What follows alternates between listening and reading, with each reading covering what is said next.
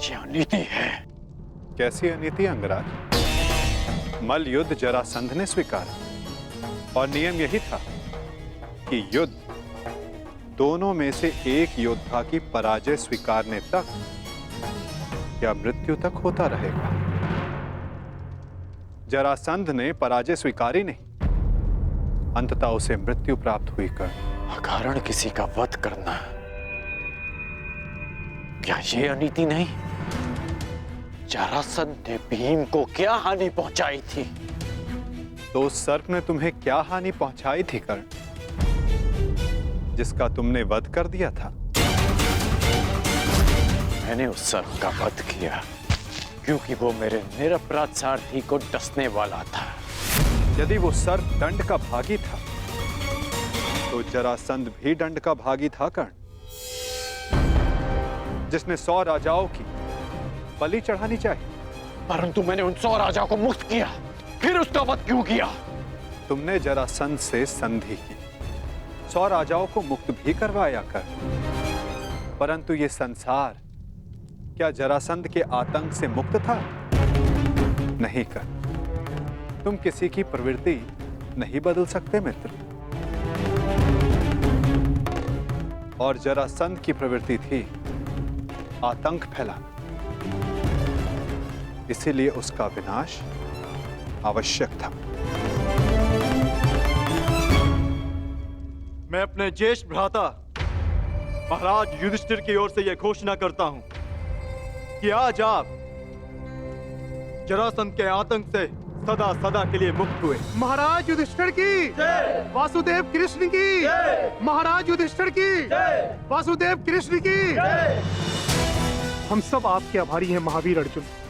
हम सब अपने आप को महाराज युधिष्ठिर के अधीन स्वीकार करते हैं। जो अधीन हो वो दास होता है, और हमें दास नहीं आपकी मित्रता चाहिए।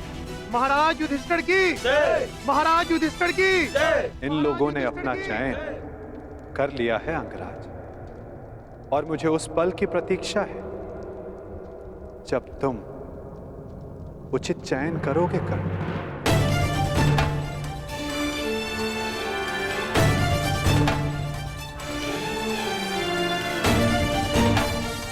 आप ही ने कहा था कि जीवन में कुछ उचित अनुचित नहीं होता।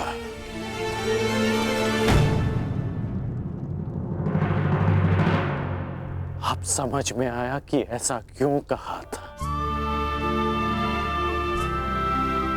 यदि कुछ है तो वो है कर्म, और आपके कर्म के परिणाम। और मेरे कर्म मेरी दृष्टिकोण में उचित हैं, और आपके कर्म आपकी दृष्टिकोण में। अद्भुत।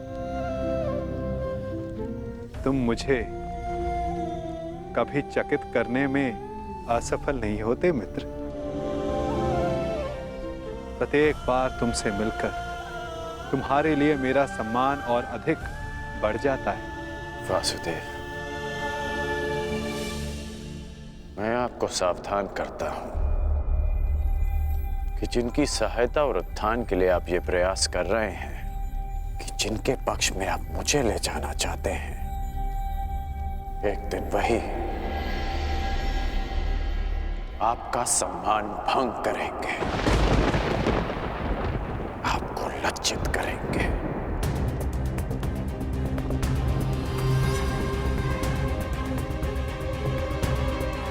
प्रणिपात। प्रणिपात अंगराज।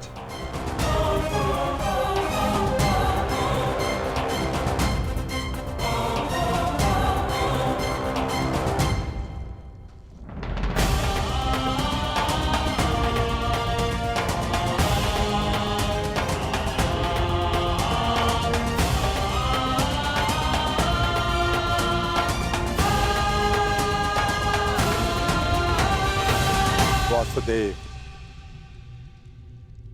स्वप्न में आपने मुझसे कहा था कि आप हमें मुक्त कराने आ रहे हैं। वो स्वप्न ही था या सत्य? मनुष्य के स्वप्न ही उसके भविष्य का, उसके अस्तित्व का परिचय होते हैं भद्र विश्वकर्मा। यदि मनुष्य स्वप्न देखेगा नहीं तो उन्हें पूर्ण करने की चेष्टा कैसे करेगा? स्वप्न हमें चेष्टा की प्रेरणा देते हैं। अवश्य आपका स्वप्न एक सत्य था भद्र। जरासंध के अत्याचारों से हमें मुक्त कराकर आपने हमारे प्राणों की रक्षा की है। आपके उपकार को मैं कैसे चुकाऊंगा? एक भूमि को श्राप मुक्त करके।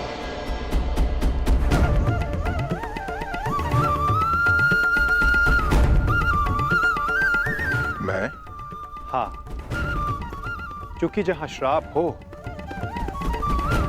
वहां पाप को जड़े बैठाने का अवसर मिलता है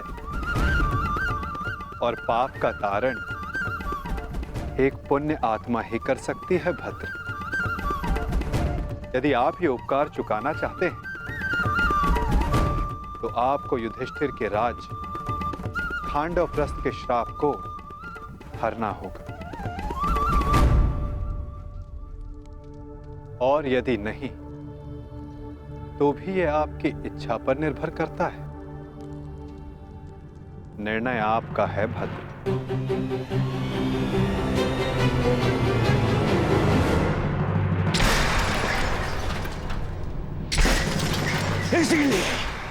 इसीलिए मुझे वो कृष्ण पूरी आंख नहीं सुहाता। हर बार कुछ ऐसा करता है कि मेरा स्वप्न चूर चूर हो जाए। हर बार मामा श्री। स्वप्न की बात कर रहे हो मेरे होने वाले सम्राट? स्वप्न की? मुझे तो पूरा भविष्य दिखाई दे रहा है। जरासंध का भय समाप्त होते ही अब पांडवों की शक्ति बढ़नी प्रारंभ हो जाएगी और आप अंगराज कर्ण हमेशा कहते हो अवसर नहीं मिलता, अवसर नहीं मिलता, और अब अवसर मिल गया तो क्या कर लिया तुमने? जरासंध जैसा महान बलशाली योद्धा मित्र खोया तो खोया, और वो 100 राजा वो भी पांडवों के पक्ष में चले गए। मेरा कर्तव्य जरासंध को हमारे पक्ष में करना था जो मैंने किया, परंतु वो राजा किसके पक्ष में जाएंगे इस विकल्प के चयन पर उनका अधिकार था, मेरा नहीं। विकल्प? अंगराज, कदाचित आपको ज्ञात नहीं होगा, शासक कभी भी प्रजा के सामने विकल्प नहीं रखता ना। वो केवल प्रजा को अनुभव करवाता है कि उनके पास चुनने का विकल्प है, परंतु वास्तविकता में वो केवल वही चुनवाता है जो वो चाहता है। जैसे अर्जुन ने किया। उन 100 राजाओं के समक्ष केवल एक ही विकल्प रखा, युधिष्ठिर से मित्रता। और आप उन्हें स्वतंत्रता की भेंट चढ़ाकर चले आए। परंतु अंगराज, इसमें तुम्हारा क्या दोष? ना, तुम्हारा कोई दोष नहीं है इसमें। क्योंकि शासन कला और राजनीति कुल से आती है, कुल से। और तुम जिस कुल में जन्मे हो वो शासक नहीं, शासित है, शासित। और तुम्हारे रक्त में नेतृत्व करना नहीं, अनुसरण करना और आज्ञा का पालन करना है। समझ गए अंगराज?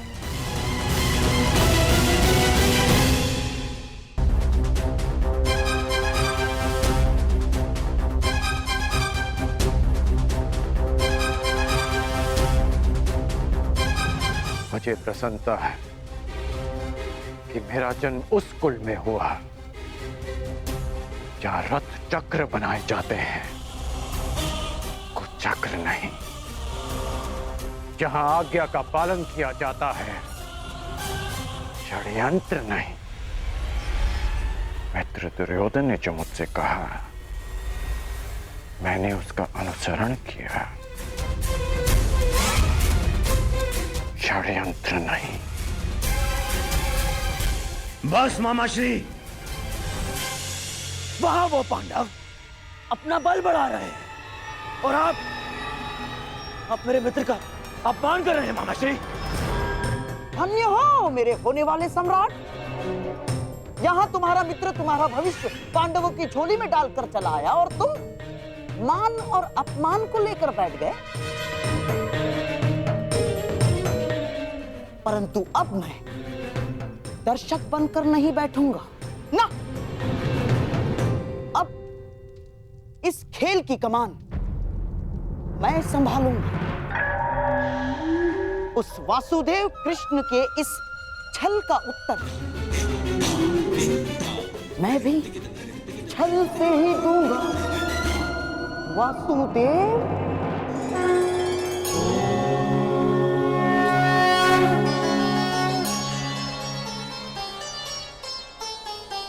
नारायणं नमस्कृत्य नरं चैव नरोत्तमं देवीं सरस्वतीं व्यासं ततो जयं मुदीरये।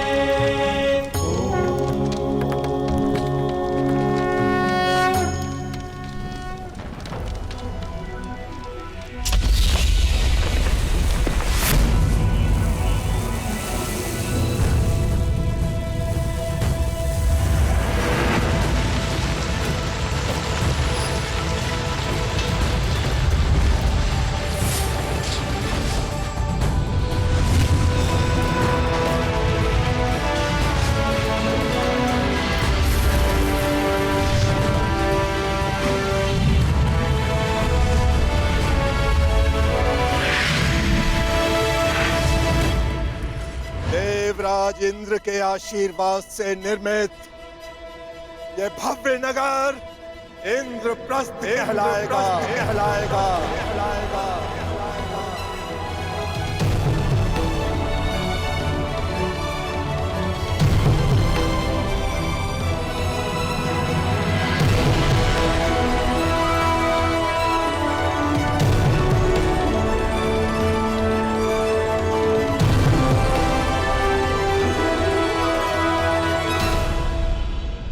मैं ये इंद्रप्रस्थ धर्मराज युधिष्ठिर को भेंट करता हूं। मैं आपका आभारी हूं भद्र विश्वकर्मा। मैंने तो केवल अपने मुक्त होने का ऋण चुकाया है। धन्यवाद के पात्र तो वासुदेव कृष्ण है। मेरा आभार स्वीकार कीजिए वासुदेव। मैं युधिष्ठिर से धन्यवाद नहीं स्वीकार करूंगा।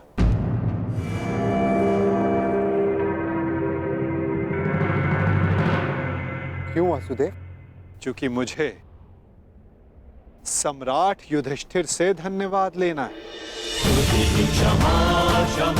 समय आ गया है कि आप राजसूय यज्ञ संपन्न करके सम्राट की पदवी पाएं। धर्मराज, यज्ञ का संकल्प लो। आर्यव्रत के समस्त राजाओं को निमंत्रण दो। मैं चाहता हूं कि संपूर्ण आर्यव्रत आपका प्रभुत्व स्वीकार करे।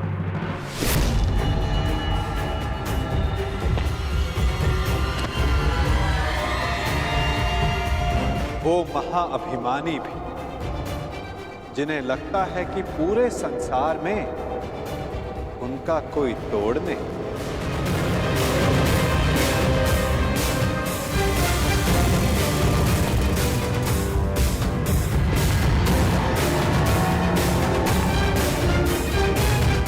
वो जो वरदान के दम में सबको श्रापित समझते हैं।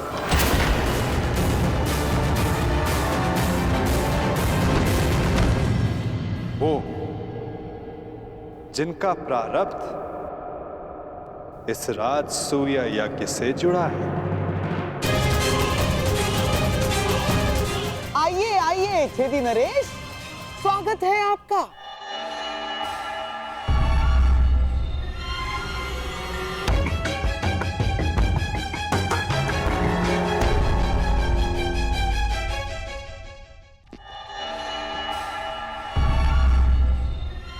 यार नरेश, टूटी टांग के लिए चिकित्सक से परामर्श ली या अब भी बतख की तरह ठिला के चलते हैं?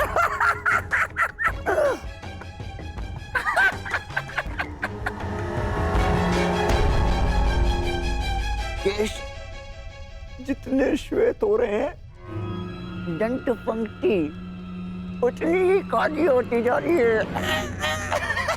छेदी नरेश, कदाचित आप भूल रहे हैं कि आप किसका उपहास कर रहे हैं। क्षमा करना महाबली सर्वशक्तिशाली दुर्योधन, हमें अभी भी स्मरण हुआ, अभी उपहास तो आपका करना चाहिए। क्या?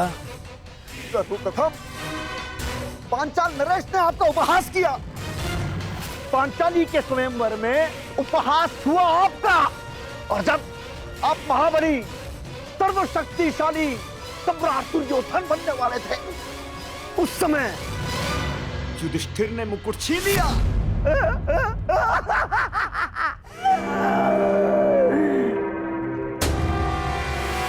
और जब तुम युवराज बने, तब तक युधिष्ठिर राजा बन चुका था। राजा! कहावत याद आई, धोबी का श्वान न घर का न घाट का। बस क्षमा करना, मत करना, मैं मूर्ख हूं, दुष्ट हूं, अस्त्र शक्तिशाली है।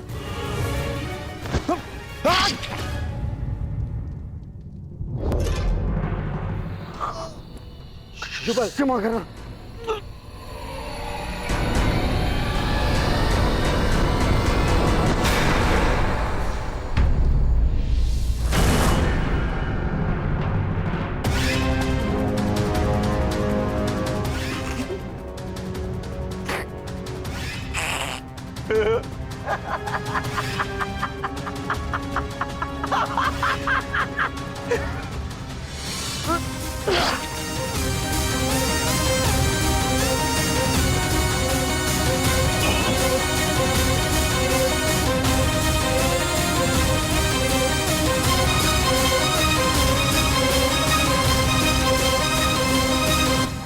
समझ में आया मेरे होने वाले सम्राट, मैंने छेदी नरेश को अकेले में मिलने के लिए क्यों बुलाया?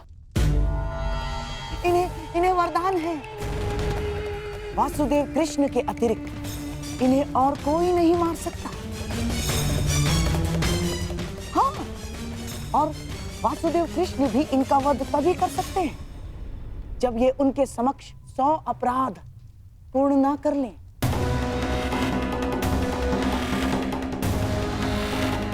उस वासुदेव कृष्ण के हर छल का उत्तर है ये छेदी नरेश शिशुपाल।